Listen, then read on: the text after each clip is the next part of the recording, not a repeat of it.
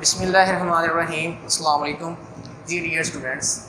Last time जो है हमारा चैप्टर नंबर जो 6 है वो कंप्लीट हुआ था। आज हम जो है चैप्टर नंबर 4 स्टार्ट करेंगे। ठीक है, इसमें जो है ये ज़्यादा फाइनेंशियल अरिथमेटिक के मुतालिक जो है इसमें जो है क्वेश्चन होंगे जिसमें हम लेते होते थे जिन बैंकिंग के रिलेटेड ज़्यादा काम जो है इसके अंदर हम करेंगे। ठीक है, तो यहाँ पे एक्सरसाइज 4.1 है, इसमें हम जो है पढ़ेंगे कंपाउंड प्रोपोर्शन। दो रिश्तों के दरमियान जो ताल्लुक होता है, टू रेशियोज़ के दरमियान जो आप कहते हैं इक्वलिटी, तो वो तो होता है प्रोपोर्शन। और दो प्रोपोर्शन अगर आपस में इकट्ठे आ रहे हैं, यानी कि आप दो या दो से ज़्यादा प्रोपोर्शन को आपस में जो है डिस्कस कर रहे हैं, उसको कंपाउंड प्रोपोर्शन कहा जाता है। 7 क्लास तक जो हमने डिस्कस किया है बेटा, तो वहाँ पे हमने जस्ट जो है टू वैल्यूज़ के लिए दो तरह की चीज़ें होती थी, उन दोनों के दरमियान रिलेशन होता था। तो यहाँ पे जो है दो से ज़्यादा चीज़ों के दरमियान रिलेशन को हम स्टडी करेंगे। डायरेक्ट रिलेशन या इन्वर्स रिलेशन बना के उसको जो है हम सॉल्व करके देखेंगे कि उसका क्या आंसर आता है और इसको कैसे आपने सॉल्व करना है। ठीक है, तो पहला क्वेश्चन जो है आपके पास ये है, वो कहता है कि 60 वुमेन हैं हमारे पास, आपके पास 60 वुमेन है, वो एक दिन में जो है 8 घंटे काम करती हैं और 48 kg जो कॉटन है वो बुनती हैं या ठीक है उसको बुनती हैं। अब वो कहता है कि बताएं अगर वो औरतें जो हैं उनको कम करके 30 कर दिया जाए और टाइम बढ़ा के 12 आवर कर दिया जाए तो फिर वो कितनी कॉटन जो है वो बुनेगी। ठीक है, तो यहाँ पे जो है हमने जो चीज़ आपने निकाली है वो कॉटन का वेट है। ठीक है, तो अब आपको यहाँ पे 7 क्लास में भी जो एरो लगाने का काम है, मैंने डिटेल से समझाया हुआ कि एरो कैसे लगाने हैं। डायरेक्ट रिलेशन कब बनेगा, जब एक वैल्यू के बढ़ने से दूसरी भी बढ़ रही है, और इन्वर्स कब बढ़ेगा, जब एक के बढ़ने से दूसरी कम हो रही हो। ठीक है, या तो दोनों वैल्यूज बढ़े या दोनों कम हो, फिर डायरेक्ट होगा। अगर एक बढ़ रही है दूसरी कम हो रही है फिर इन्वर्स होगा। डायरेक्ट के लिए जब दो वैल्यूज़ के दरमियान डायरेक्ट रिलेशन होगा तो दोनों के लिए जो एरोज हैं वो आपने सेम साइड को लगाने हैं, और इन्वर्स के लिए एक एरो जो है वो डिफरेंट साइड को लगेगा। अगर दो आपके पास वैल्यूज़ हैं, एक का एरो ऊपर को जा रहा है एक का नीचे को आ रहा है, इसका मतलब है कि इन दोनों के दरमियान रिलेशन कौन सा है, इन्वर्स। और जब आपने एरो लगा लेने हैं तो एक बात पेट है, जहाँ से एरो शुरू हो रहा है, यानी कि ये वाला जो इसकी टेल है ये इसका हेड होता है। ठीक है, तो जो टेल है ये टेल के साथ वाली जो वैल्यू होती है इसको हमेशा आपने बाई के ऊपर लिखना है और दूसरी वैल्यू को हमेशा बाई के नीचे लिखना है। ठीक है, इसको आपको भी आपने जहन में रखना है। तो जो चीज़ आपने निकाली है ना बेटा, यहाँ पे सिर्फ उसको आपने लेफ्ट हैंड साइड पे रखना है, बाकी जो वैल्यूज़ हैं उनको आपने राइट हैंड साइड पे मल्टीप्लाई करवा के लिखना है। ये इसका प्रोसीजर होता है सॉल्व करने का। ठीक है, तो मैंने क्या लिखा है, x/48 लेफ्ट हैंड साइड पे लिख लिया। तो यहाँ से देखें 30/60 ये डायरेक्ट रिलेशन कैसे बना। अब देखें 60 औरतें थी तो 48 kg क्या करती थी, कॉटन वो चुनती थी या बुनती थी, जो भी है। ठीक है, अगर औरतें कम कर देंगे तो कॉटन के जो वेट है वो भी क्या हो जाएगा, मिकदार भी कम हो जाएगी। दोनों चीज़ें कम होगी तो रिलेशन कौन सा बना, डायरेक्ट। एरो दोनों सेम साइड को आ गए। जो आपने चीज़ मालूम करनी है ना उसको आपने इस तरह एक एरो पहले ही लगा लेना है, उसके हिसाब से बाकियों की एरो लगानी है कि एडजस्टमेंट कैसे हो रही है। ठीक है, फिर देखें टाइम पहले 8 घंटे था, फिर बढ़ा दिया। टाइम के बढ़ाने से मिकदार भी क्या हो जाएगी, ज़्यादा हो जाएगी ना, वेट भी ज़्यादा। देखें ना आप, अगर एक बंदा है 8 घंटे काम करके वो 4 जो है सूट सिलाई करता है, अगर उसको 12 घंटे मिल जाएंगे तो वो ज़्यादा सूट सिलाई करेगा। तो यहाँ पर भी वही कंडीशन है।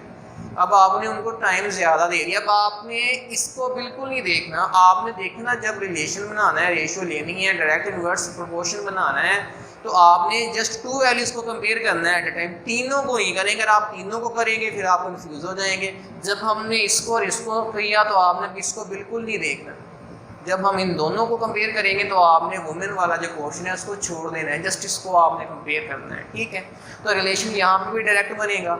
आगे सॉल्व करेंगे x/48 30/60 × 12/8। ठीक है, इनको सिंप्लीफाई करेंगे, ये 48 इधर आगे मल्टीप्लाई होगा तो इनको सिंप्लीफिकेशन के बाद जो हमारे पास आंसर आता है वो 36 kg आ जाता है इनको सॉल्व करने के बाद, यानी कि वो फिर 36 kg जो कॉटन है वो बुनेगी। नेक्स्ट जो क्वेश्चन है उसमें ये है कि आपके पास कोई लगेज है, आपने कहीं पहुंचाना है, तो जो वेट है वो क्वांटल्स के अंदर, ये जो क्वांटल है ये भी वेट की एक तो आपके पास इकाई होती है। ठीक है, तो वो कहता है कि आपके पास 12 क्विंटल कोई लगेज है, कोई सामान है, 12 क्विंटल उसका वेट है, उसको 18 किलोमीटर के फासले तक ले जाने का जो किराया है वो 12 रुपये है। किराया जो है, फेयर जो है वो 12 रुपये है। बताएं आपको कितना किराया लगेगा अगर वेट 9 क्विंटल हो और आपने 20 किलोमीटर के डिस्टेंस तक लेके जाना हो। ठीक है, 20 किलोमीटर के डिस्टेंस तक लेके जाना हो। ठीक है, ये क्वेश्चन है।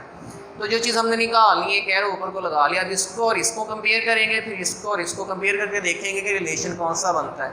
इसको छोड़ दें बिल्कुल ही।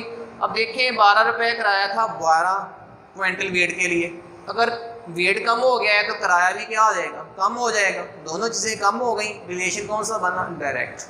ठीक है, अगेन इसका एरो ऊपर को लगा दिया क्योंकि ये भी ऊपर को था, डायरेक्ट बना, सेम डायरेक्शन में एरो लग गए। अब इसको स्किप कर दें, इसको और इसको देखें। 18 किलोमीटर ले जाने का किराया 12 रुपये था, अगर 20 किलोमीटर तक लेके जाना है, डिस्टेंस बढ़ गया तो किराया भी क्या हो जाएगा, फेयर भी ज़्यादा लगेगा। तो ये अगेन दोनों चीज़ें बढ़ गई हैं तो रिलेशन कौन सा बनेगा, डायरेक्ट बनेगा। ठीक है जी, तो अगेन इसको सॉल्व किया, x/12 9/12 मल्टीप्लाई बाई 20/8। देखें मैं हर दफ़ा वो वैल्यू ऊपर लिख रहा हूँ बाई के जिसके साथ जहाँ से एरो शुरू हो रहा है। ठीक है, ये बात ध्यान में रखनी है। अब ये 12 इधर जाके मल्टीप्लाई करवा दें, 12 से ये नीचे वाला 12 कट जाएगा, 9 2 18 2 10 20, तो x की वैल्यू कितनी आ जाएगी, 10 रुपये। यानी कि आपको 9 क्विंटल वेट को 20 किलोमीटर की डिस्टेंस तक लेके जाना चाहते हैं तो उसका जो आपको फेयर पड़ेगा वो 10 रुपीज़ पड़ेगा। ठीक है, आगे है question number 9, most important question है। ठीक है, तो यहाँ पे देखें वो कहता है कि एक कैंप लगा हुआ था, उसमें 1440 आदमी थे। 1440 आदमियों के लिए जो मेंस थे उनके लिए 32 डेज़ का खाना जो था वो उस कैंप के अंदर मौजूद था, जबकि उनको जो खाना दिया जाता था वो रेशो 1 की रेशो से दिया जाता था। 1 की रेशो से मुराद ये है कि आप पहले कि उनको एक रोटी देते थे वो। ठीक है, आपने जो है अपनी वर्डिंग में समझने के लिए कह लिया कि एक रोटी उनको देते थे, या जो खाने के उन्होंने पैकेट बनाए थे उनको वो एक देते थे पहले। ठीक है, फिर वो कहता है कि कितने आदमी चले जाएं उनमें से, उस कैंप में से कितने आदमियों को वो भेज दें कि फिर वही खाना जो है वो 40 दिनों तक चले, वही खाना जो है वो 40 दिनों तक चले।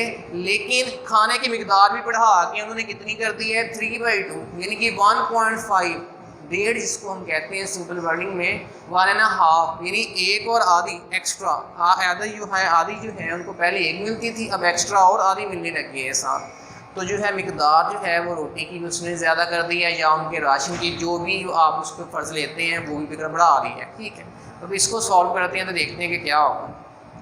अब मैन है, डेज है, रेशियो है। अब मैन आपने मालूम करने हैं। ठीक है, यहाँ से बेटा जो मैन आएंगे वो वाले मैन आएंगे जिनके लिए वो खाना जो है वो 40 दिन चलेगा, ना कि वो मैन आएंगे जिनको भेज दिया जाए। वो निकालने के लिए जो आंसर आएगा यहाँ से उसको आप 1440 में से क्या करेंगे, माइनस करेंगे।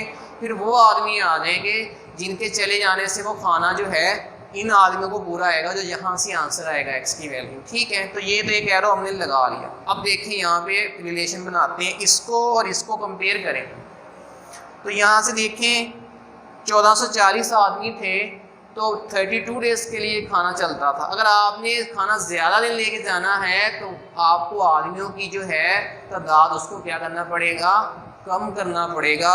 देखें खाना ज़्यादा दिन गया, आदमियों की तादाद क्या हो गई, कम। रिलेशन कौन सा बना, इन्वर्स। रिलेशन कौन सा बना, इन्वर्स। एक एरो ऊपर को, ये नीचे को। ठीक है, आगे देखें पहले जो था 1440 आदमियों को एक ही रेशो से खाना दिया जाता था। अगर आपने खाना ज़्यादा देना है, अगर आप खाना तो आपके पास उतना ही है, आपने एक्स्ट्रा नहीं लेके आगे खाना आपके पास वही। अगर आप खाने की मिकदार बढ़ाएंगे वो कम आदमियों को पूरा आएगा। ठीक है, तो मिकदार खाने की बढ़ा दी, आदमी क्या हो गए, कम। रिलेशन कौन सा बना, इनवर्स। अगेन एरो एक आ गया नीचे। ठीक है जी, अब x/440 1440 is equal to 32/40 multiply by 1/3/2। तो 1/3/2 को जब आप इसको जो है सिंप्लीफाई करेंगे, मैं तो आपको बताता हूँ 1/3/2 जो चीज़ डबल बाई में होती है वो बाई के ऊपर चली जाती होती है। ये इस तरह से 2/3 मैंने यहाँ पे ये लिख ली। ठीक है, ये जो वाला 1440 था उसको मैं उधर ले गया हूँ, तो ये जो है हमारे पास ये ज़ीरो मैंने इधर इस ज़ीरो से काटा, 4 8 32। ठीक है, 3 को इसके साथ जो है इस 144 को 3 पे डिवाइड किया तो 48 आ गया। 48 2 96, 96 को 8 से मल्टीप्लाई किया तो 768 आंसर आ गया। तो ये वो आदमी आए हैं जिनके लिए वो खाना 40 दिन के लिए काफ़ी होगा, लेकिन हमने वो आदमी निकालने हैं जो चले गए हैं, जिनको कम कर दिया है, जो वहाँ से कैंप छोड़कर चले गए।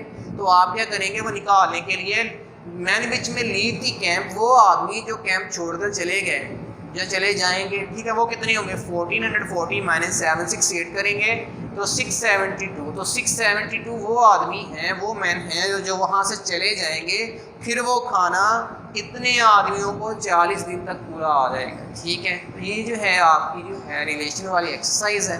3 क्वेश्चन मैंने किए हैं और 3 क्वेश्चन जो है आपके लिए होमवर्क में छोड़े हैं। ये 6 क्वेश्चन, इसके 10 क्वेश्चन हैं टोटल, लेकिन आपने सिर्फ 6 करने हैं। जो आपका न्यू एलपी सिलेबस है उसमें जो 6 क्वेश्चन उसने हमें कहा है, हमने सिर्फ वही करने हैं, जो उसने नहीं कहा वो हमने आज से स्किप कर दिया करते हैं। ठीक है जी, तो इसके अंदर से आपको कोई मसला हो, किसी क्वेश्चन में कोई कन्फ्यूजन हो तो मेरे साथ लाजमी आप डिस्कस करें जी। शुक्रिया।